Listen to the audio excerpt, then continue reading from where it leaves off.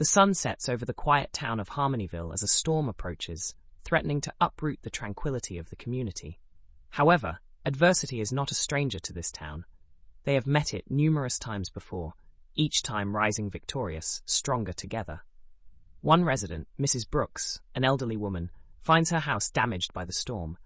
As she looks at the severity of the destruction, anxiety sweeps over her.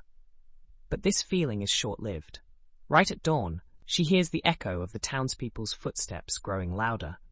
Much to her shock and relief, the entire town turns up at her door, ready to rebuild her house, displaying an incredible testament to the power of unity.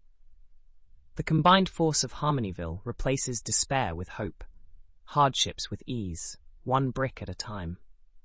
As the last nail is hammered and applause fills the air, one understands that it isn't the house they built today, it's the reiteration of a promise they've been keeping, a promise of togetherness, a promise encapsulated in the circle of support. Whether it's lending a hand or a heart, the power of unity in Harmonyville is not just a concept, but a belief, a lifestyle. It's a question posed to the world. What if we're all helping each other?